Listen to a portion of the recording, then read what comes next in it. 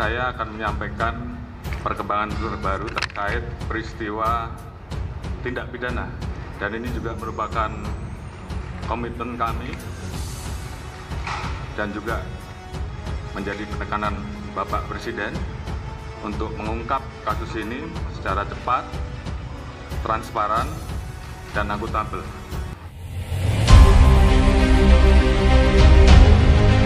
Viral terbongkar, Linda pembunuh Vina, Presiden Jokowi dan L. Sigit berhasil temukan rekaman CCTV Vina Cirebon 2016.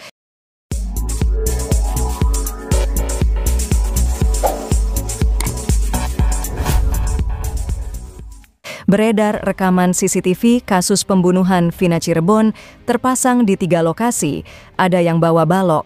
Kasus pembunuhan Vina Cirebon masih bergulir, kini beredar rekaman CCTV diduga merekam sekelompok geng motor, ada yang membawa balok.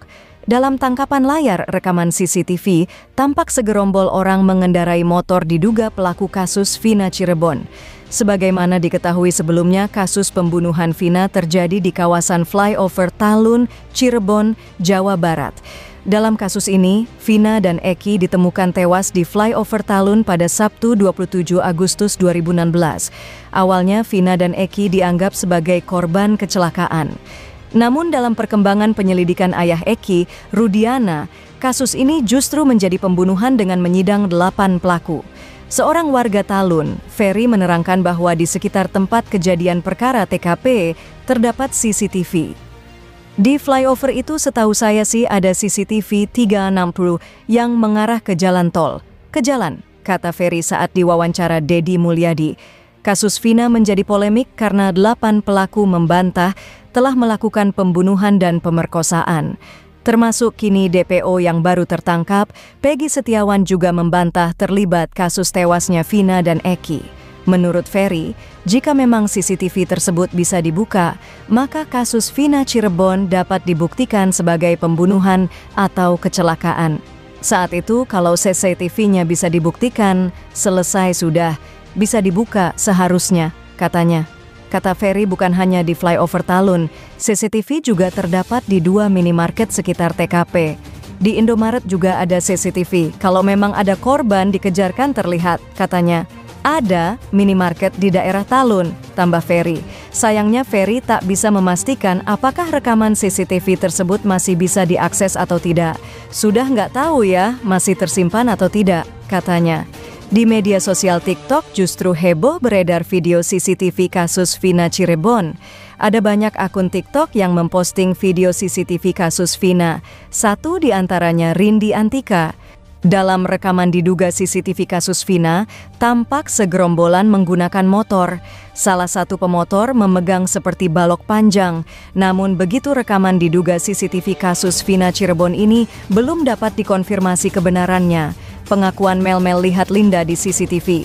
Mel-Mel mengaku sudah melihat CCTV kasus Vina Cirebon. Menurutnya dalam CCTV kasus Vina tampak Linda.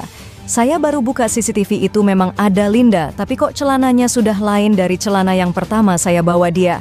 Baju iya, sama, tapi celananya lain, kata Mel-Mel. Mel-Mel curiga ketika ia mengendap-endap melihat penyiksaan Eki dan Vina. Linda kemudian datang.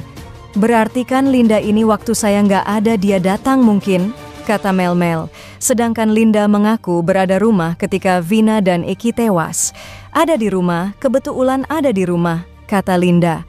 Linda bahkan mengatakan sudah 6 bulan lamanya tak bertemu Vina karena putus dengan Sekjen XTC. Sudah lama banget, lebih dari 6 bulan mungkin. Karena putus sama anak XTC, katanya. Pada Deddy Mulyadi, Linda mengatakan baru kenal Vina selama 1 tahun. Dari awal kenal sampai kejadian Vina kisaran 1 tahunan. No, akrab 3-4 kali bertemu.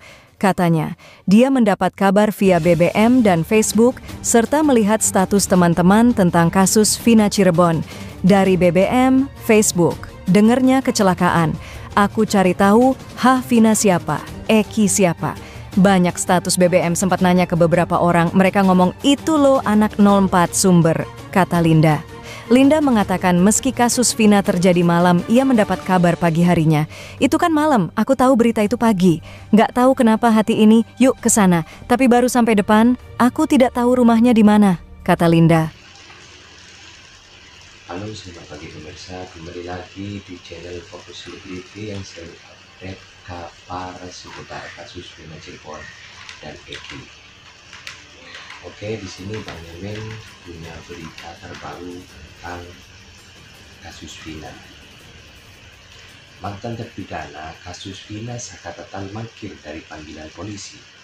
Keluarga ungkap hal ini. Mantan terpidana dalam kasus Vina Sakatatan tidak memenuhi alias mangkir dari panggilan penyidik kepolisian Polda Jawa Barat pada Jumat tanggal 31 Mei 2024. Sakatatan diketahui mendapatkan surat panggilan oleh Polda Jabar sebagai saksi dalam kasus Vina Cirebon. Dalam surat panggilan itu, Saka diminta harus mendatangi Polda Jabar pada Jumat 31 Mei 2024 pukul 13.00 waktu Indonesia Barat. Namun hingga malam hari, Sakatatan kunjung datang alias mangkir dari pemanggilan itu. Keterangan Saka dinilai penting untuk menuntaskan kasus Vina Cirebon, di mana Polda Jabar telah berhasil menangkap pelaku terakhir Peggy Setiawan alias Peron yang disebut sebagai otak pembunuhan. Ketidakhadiran Sakatatan dalam panggilan tersebut bukan tanpa alasan. Keluarga mengungkapkan bahwa pihaknya terganjal akomodasi untuk memenuhi panggilan Polda Jabar yang berada di Bandung. Sedangkan Saka berada di Cirebon dengan jarak tempuh yang harus dilalui sekitar 126 km untuk tiba di Polda Jabar. Kakak dari Saka, Jaka, mengatakan bahwa adiknya itu tidak memenuhi panggilan Polda Jabar sebagai saksi akibat keterbatasan biaya akomodasi. Ya, tanggal 28 Mei 2024 kemarin, kami dapat surat panggilan dari Polda Jabar untuk Sakatatan.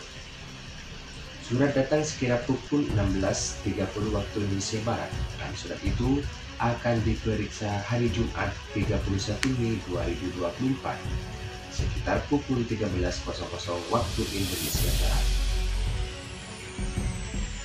Dikutip dari Tribun Jabar, Jaka menjelaskan bahwa keluarga tidak memiliki uang untuk ongkos ke Bandung, tempat Polda Jabar berada, sehingga mereka tidak dapat memenuhi panggilan tersebut.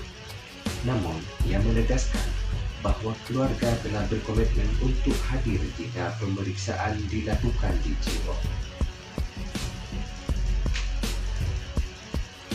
Tapi karena keluarga nggak punya uang untuk ongkos ke sana, sehingga kami tidak ke sana. Tapi kami telah berkomitmen jika pemeriksaan dilakukan di Cirebon, kami siap. Pihak keluarga juga tadi Saka bilang siap memberi kesaksian asal di Cirebon, ucapnya. Kendati mangkir, menurut Jaka, kondisi Saka saat ini dalam keadaan baik. Surat panggilan tersebut hanya menyebutkan bahwa Saka dipanggil sebagai saksi dalam perkara dugaan perlindungan anak. Penyidik Ditreskrimum Polda Jawa Barat terus mengebut pemeriksaan saksi-saksi. Sebelumnya, tim penyidik juga telah memeriksa secara intensif 7 terpidana kasus tersebut yang telah menjalani hukuman penjara seumur hidup dan sejumlah saksi lainnya. Oke, terima kasih. Hanya itu yang ingin dapat sampaikan tentang kasus Vina Cirebon. Ya, dimana semoga kasus Vina Cirebon ini segera ditemukan para pelaku pembunuhan dan mendapat keadilan dari pemerintah Indonesia. Oke, terima kasih yang telah berkenan menonton video ini. Semoga bermanfaat dan tetap tonton video ini. Abang Yemen selalu update kabar terbaru seputar kasus Vina Cirebon setiap hari. Oke, terima kasih.